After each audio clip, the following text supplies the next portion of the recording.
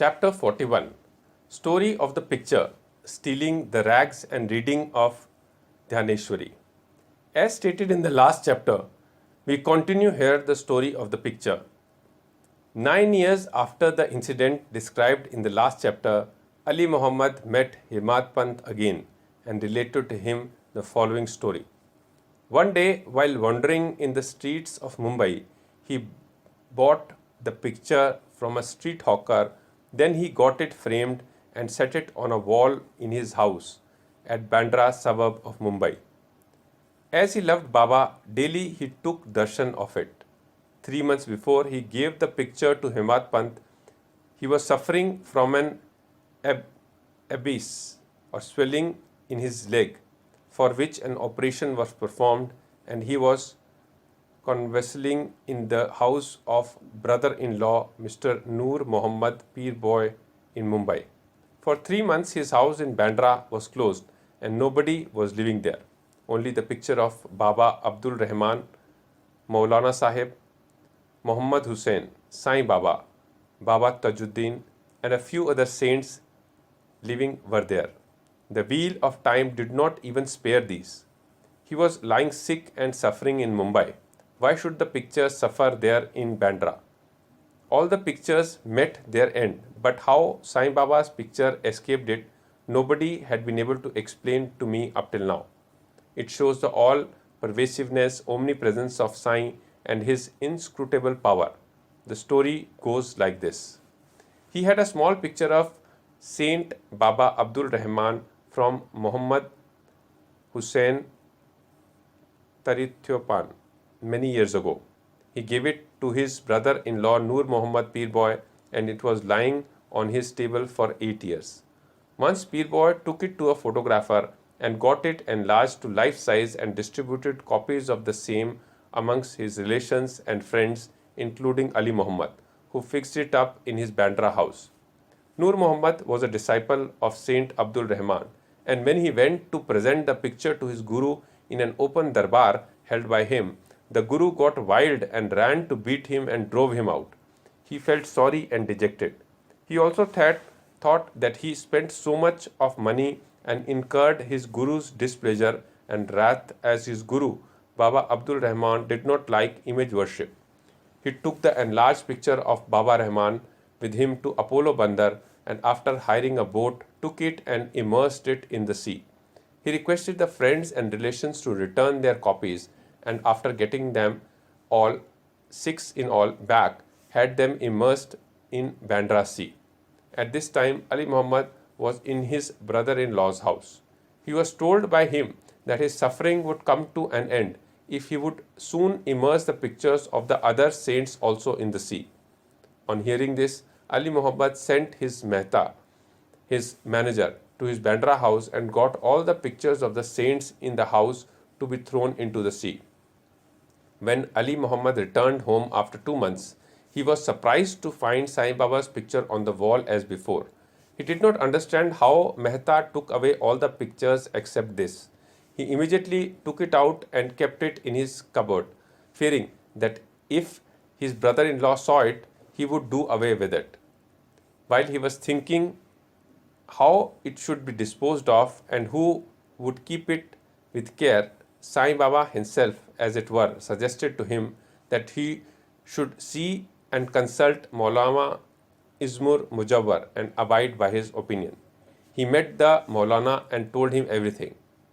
After much consultation, they both decided that the picture should be presented to Anna Sahib Himmat Pant and that he would protect it well. Then they both went to Himmat Pant and presented him the picture in the nick of time. This story shows how Baba knew all past, present and future, and how skillfully he pulled the wires and fulfilled desires of his devotees. The following story shows that Baba liked very much those who took real interest in spiritual matters and that he removed all their difficulties and made them happy. Stealing the rags and reading of Dhyaneshwari. Mr. B.V. Dev, who was a Mamlatdar of Dahanu Thana district, wished for a long time to read Dhyaneshwari, the well-known Marathi commentary on the Bhagavad Gita by Dhyaneshwar. along with other scriptures. He could read daily one chapter of Bhagavad Gita, but when he took Dhaneshwari in hand, some difficulties cropped up and he was precluded from reading it. He took 3 months' leave, went to Shirdi, and thence to his house at Pond for rest. He could read other books there, but when he opened Dhaneshwari, some evil or stray thoughts came crowding up in his mind and stopped him in the effort. Try as much as he could, he was not able to read even a few lines of the book with ease.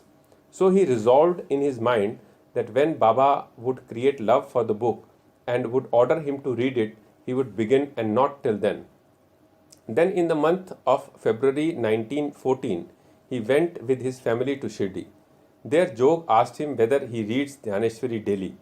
Dev replied that he was desirous of reading it, but he was not successful, and that only when Baba would order him to read it, he would commence.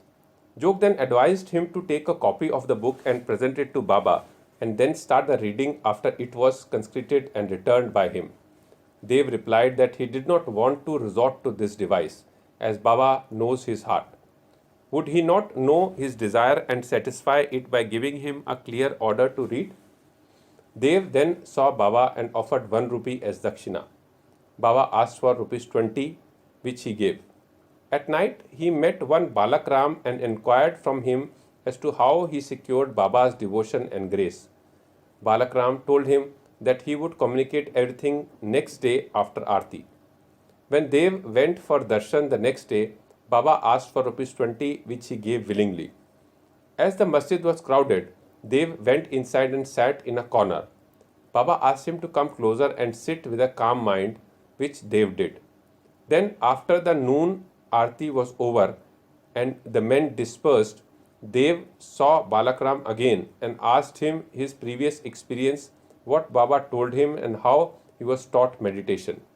While Balakram was going to reply, Baba sent a Chandru, leper devotee, to call Dev to him. When Dev went to Baba, the latter asked him with whom and what he was talking. He said that he was with Balakram and heard from him his fame. Then Baba asked him rupees 25 as dakshina, which Dev gladly gave. Then Baba took him inside and sitting near the post charged him, saying, "You stole away my rags without my knowledge." Dev denied any knowledge of the rags, but Baba asked him to make a search. He searched but found none. Then Baba got angry and said, "There is nobody here. You are the only thief, grey-haired and old. You came here for stealing?" After this, Baba lost his temper, got terribly wild, and gave all sorts of abuses and scoldings. Dev remained silent and apprehended that he might get a beating also. After about an hour or so, Baba asked him to go to the Vada. He returned to the Vada and told Jog and Balakram all that had happened. Then in the afternoon, Baba sent for all of them and said that his words might have pained the old man Dev, but as he committed the theft, he took him to task. Then Baba asked again for rupees 12. Dev collected the amount, paid it, and prostrated himself before him. Then Baba said to him, "Go on reading the Pothi Dhaneshwari daily. Go and sit in the Vada, read regularly every day, and while reading, explain the portion read to all with love and devotion. I am sitting here, ready to give you the whole gold embroidered shela, valuable shawl. Then why go to others to steal rags? And why should you get into the habit of stealing?" Dev was much pleased to hear the words of Baba, for he directly asked him to start reading Pothi Dhaneshwari. He thought that he got what he wanted and that he could read the book with ease thenceforth. He again prostrated himself before Baba and said that he surrendered himself to him and that he should be treated as a child and be helped in his reading. He realized then that what Baba meant by stealing the rags. What he asked Balakram constituted the rags, and Baba did not like his behavior in this respect.